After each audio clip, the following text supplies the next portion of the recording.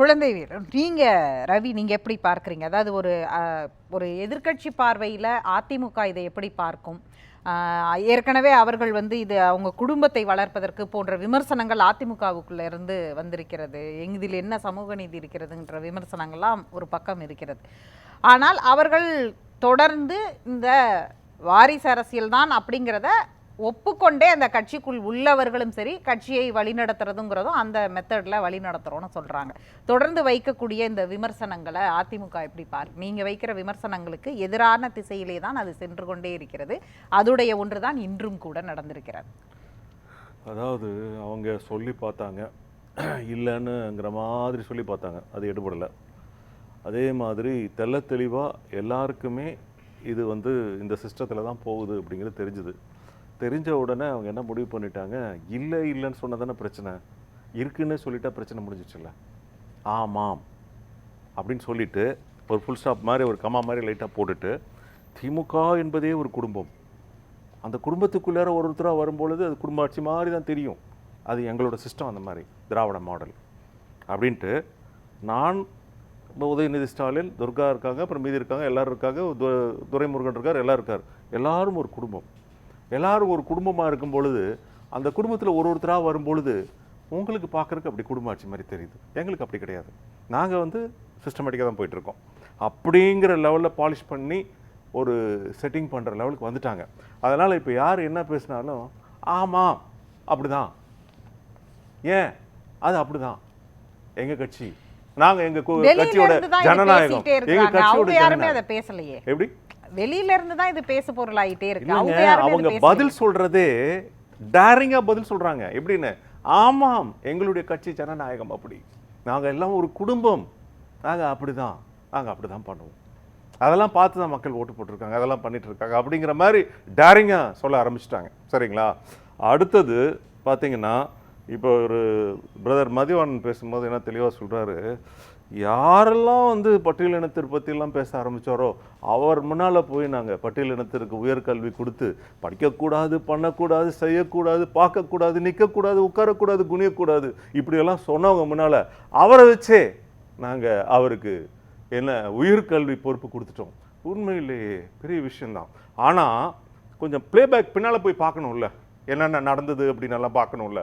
இதே கவர்னர் இதுக்கு ஸ்பீச் கொடுக்க வந்தப்போ எப்படியெல்லாம் ரகலை பண்ணி அவரை துரத்தி அடிச்சு அநாகரிகமாக எப்படியெல்லாம் நடந்து என்னென்னமெல்லாம் பண்ணினீங்க, என்ன ஒன்றும் பண்ண முடியாது, தொட்டு பார், சீண்டி பார், மிரட்டி பார், அப்படி பார், இப்படி பார், அப்படியெல்லாம் ஒரு வீடியோ போட்டிங்கல்ல, அதுக்கப்புறம் என்ன நடந்துச்சு அப்படிங்கிறதையும் பார்க்கணும். அதுக்காக அதே மாதிரி எல்லா சங்கிகள் என்ன நடந்துச்சு அதுக்கப்புறம் என்ன நடந்துச்சு, இவங்க போய் அவர்கிட்ட தொங்குற மாதிரி நிலைமை ஆயிடுச்சுல, கவர்னர் கிட்ட போய் தொங்குற மாதிரி நிலைமை ஆயிடுச்சுல. எதற்காக இவங்க போய் நின்னாங்க? யாரு?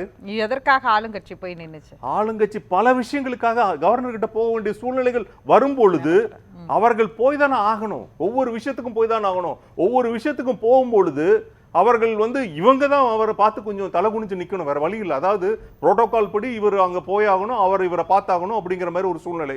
இப்போ இவர் பதவியேற்பு விழா வருதுன்னா கூட எங்களுக்கு கவர்னர் ரவி பிடிக்கல, அவர் முன்னாடி நாங்கள் பதவி ஏற்க மாட்டோம், நாங்கள் வீட்டுக்குள்ளே பதவி ஏற்றுக்கிறோம், இல்லை அறிவாலயத்தில் பதவி ஏற்றுக்கிறோம், அப்படி சொல்ல முடியாது. எப்படி சொல்ல முடியும்? அது முடியாது. அப்படிப்பட்ட ஒரு இக்கட்டான சூழ்நிலை, நெருக்கடிகள் வரும்பொழுது அதெல்லாம் தொடச்சு போட்டு இல்ல, நீங்க சொல்றபடி அவங்களுக்குள்ள அந்த நெருக்கடிகள் வரும்போது அப்படின்னா, நெருக்கடிகள் அப்படிங்கிற இடத்துல இன்னைக்கு ஒரு நெருக்கடியுமே இல்லையே. அதான் இப்ப காம்ப்ரமைஸ் ஆயிட்டாங்கல்ல, சங்கிகள்ங்கிற பேச்சு இப்ப நிறுத்தியாச்சு, பாசிச பாஜக அப்படிங்கிற பேச்சு நிறுத்தியாச்சு. இப்போ அப்படி லவ் மாதிரி போயிட்டு இருக்கு. முதல்ல வந்து ஃபைட் மாதிரி போயிட்டு இருந்தது, இப்போ லவ் மாதிரி போயிட்டு இருக்கு. எப்படி அவர் பேசுனதுக்கு அப்படியே முரணா நீங்க சொல்லிட்டு இருக்கீங்க?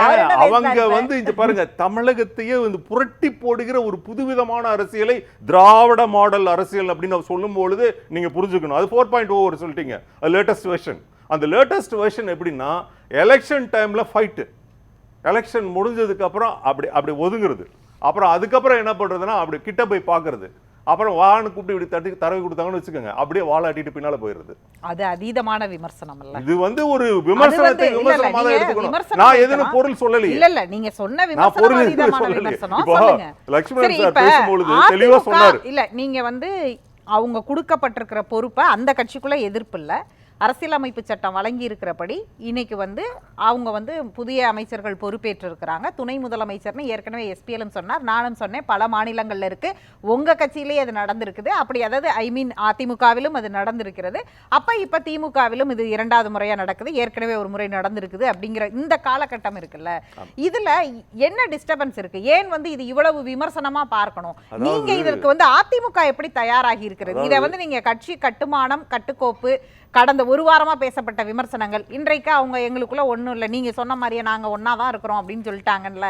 அப்ப இதை எதிர்கொள்ள அதிமுக எப்படி தயாராகி இருக்கிறது? அதிமுக வந்து இதை வேடிக்கை பார்த்துட்டே இருக்கு. எப்படி பார்த்துட்டு இருக்குன்னா, இவங்க என்னென்ன மாதிரி ஆக்டிங் எல்லாம் கொடுத்து மக்களை ஃபூல் பண்ணுறாங்க, கட்சிக்காரங்களை ஃபூல் பண்ணுறாங்க.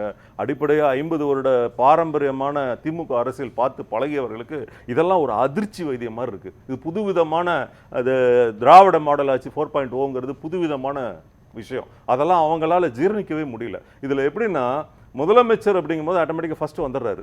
துணை முதலமைச்சர் எத்தனாவது இடத்துல வருவார் சொல்லுங்கள்? ஏன் இந்த क्वेश्चन வருது? ஜெனரலா நான் கேக்குறேன். ஒரு தெரியாம முதலமைச்சருக்கு அடுத்து துணை முதலமைச்சர்னு வரும். அப்ப சீனியாரிட்டி எப்படி double jump, triple jump, 4 jump போய் உள்ள போகுது பாருங்க. அப்போ எப்படி இன்சர்ட் பண்ணணுமோ அப்படி இன்சர்ட் பண்ணனா அந்த சீனியாரிட்டி ஆட்டோமேட்டிக்கா வந்துரும். துரைமுருகன் வந்து இப்ப இரண்டாம் இடத்துல இருக்காரு. நியாயமான கேள்விதான். அது அந்த கட்சிக்குள்ள எதிர்ப்பா நான் என்ன சொல்றேன், ப்ரொமோஷனை சீனியாரிட்டி எப்படி ஓவர்டேக் பண்ணுது பாருங்க. சீனியாரிட்டி எல்லாம் ப்ரொமோஷன் எப்படி ஓவர்டேக் பண்ணுதுங்கறத நான் சிம்பாலிக்கா சொல்றேன். சரியா? அப்ப 1 2வது வந்துடுறாரு இல்லையா? அடுத்தது யார் வருவா? துரைமுருகன் அப்படி வருவாரு. இப்போ இந்த சீனியாரிட்டி எல்லாம் வந்து சிஸ்டத்தை எல்லாத்தையும் கொலாப்ஸ் பண்ற மாதிரி ஒண்ணு. இன்னொன்னு வந்து மதிவாணன் சொல்றது, எங்க தலைவர் இன்னும் சும்மாலாம் அப்படி வரலைங்க, சின்னவர். அவர் எப்படி ப்ரொமோட் எப்படி ஆகுது பாருங்க. உதயநிதி ஸ்டாலின் வந்து இப்போ சின்னவர், ரெண்டாவது பெரியவர் சின்னவர் அப்படி ஆயிட்டாரு. அடுத்தது 2வது லெவலுக்கு வராரு. வரும்பொழுது அவர் ஆட்டோமேட்டிக்காக என்னென்ன சொல்றாரு, அவர் எல்லா போராட்டங்களையும் முன்னெடுத்து நடத்தினார். சினிமாலாம் ஒன்றுமே கிடையாது. எம்ஜிஆர்லாம் ஒரு இதுவா, இந்த எம்ஜிஆர் தான் வந்து திமுகவை தூக்கி பிடிச்சி நிறுத்தினாருங்கிற கதையெல்லாம் மதிவாணனுக்கு தெரியறதுக்கு வாய்ப்பு இல்லைன்னு நினைக்கிறேன். பழங்காலத்து கதை அதெல்லாம். சரியா? ஒவ்வொரு படத்துலையும் உதயசூரியனையும் காட்டி அந்த கொடியையும் காட்டி அவர் அதே கலர்ல ட்ரெஸ்ஸை போட்டு எங்கெங்கெல்லாம் இம்ப்ளிமெண்ட் பண்ணணுமோ அங்கெல்லாம் இம்ப்ளிமெண்ட் பண்ணி கருணாநிதியை எப்படி தூக்கி நிறுத்தினார், கருணாநிதி எப்படி வசனம் எழுதி இந்த கட்சியை வளர்த்தார், அதே இதுல மூகா முத்து எப்படி கட்சிக்கு போய் எம்ஜிஆர் மாதிரியே மேசம் போட்டு எம்ஜிஆர் மாதிரியே பாட்டு பாடி எம்ஜிஆர் மாதிரியே ஆக்ஷன் பண்ணி எம்ஜிஆர் மாதிரியே படம் பேர் வச்சு எம்ஜிஆர் மாதிரியே நடிக்க ட்ரை பண்ணி எங்கெல்லாம் ஃப்ளாப் ஆகி எப்படி காலியானாங்க, அந்த கதையெல்லாம் அவருக்கு தெரியறதுக்கு வாய்ப்பு இல்லை. சரிங்களா? அதுக்கு அடுத்தது பார்த்தீங்கன்னா, இவ்வளவும் பேசுறவர் ஏன் இவங்க சின்னவரை வந்து படத்துல போய் நடிக்க வேண்டாம்னு சொல்லி ஸ்டாப் பண்ணிருக்கலாம்ல? ஏன்னா எம்ஜிஆர் ஒரு ஆளுங்க, அவரெல்லாம் ஒரு இதுங்களா, இதெல்லாம் சினிமாலாம் ஒரு மேட்டரா?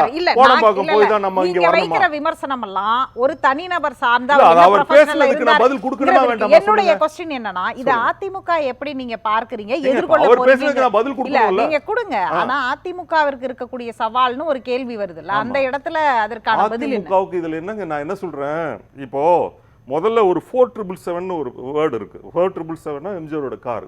அதை பார்த்தா எல்லாரும் எந்திரிச்சு நிற்பாங்க, வணக்கம் போடுவாங்க.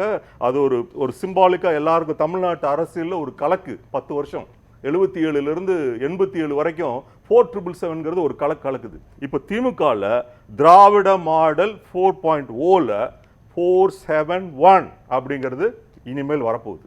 அந்த வெர்ஷன் இனிமேல் 4777 பார்த்து எப்படி எல்லாம் இருந்துச்சு நிக்கிற மாதிரி இப்போ 471 பார்த்து சீனியர்ஸ் எல்லாம், சரி அது கார் நம்பர் பிளேட், நீங்க இந்த 471 என்னது? அவர் உள்ள போயிட்டு வந்து டேட் எத்தனை நாள் இருந்தாரு, அது சிம்பாலிக்கா அதே மாதிரி 471ல வருது. சரியா?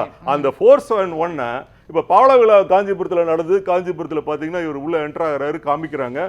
சீனியர்ஸ் எல்லாம் அவங்க தலை கீழே போட்டு கீழே உட்காந்துக்கிறாங்க. எந்திரிக்கிறதா வேணாமா, மதிக்கிறதா வேணாமா, ரிசீவ் பண்றதா வேணாமா, இப்படி ஒரு காம்ப்ளிகேஷனை கொண்டு வந்து நீங்க தான் இதையெல்லாம் அப்படி பார்க்கறீங்களோ? இல்லங்க, அதாவது நான் என்ன சொல்றேன், சிறை சென்று வந்த திமுகவிற்காக வந்த தியாகி செந்தில் பாலாஜி இவர்களை வந்து இப்ப மூட்டையா திட்டினீங்க, எல்லாம் கொட்டுனீங்க, எல்லாம் பண்ணுனீங்க. இப்போ வந்து தியாகி ஆயிட்டாரு இல்லையா?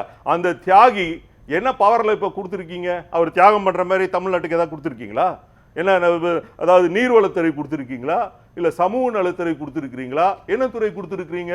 எல்லாம் பிளான் பண்ணி பக்காவா கொடுத்துருக்கீங்க. எங்க ரெவென்யூ பண்ண முடியும், கரப்ஷன் கலெக்ஷன் கமிஷன், அந்த துறைகளை பார்த்து கொடுத்துருக்கீங்க. இந்த துறைகள்லாம் அதிமுக காலகட்டத்தில இருந்த துறைகள்.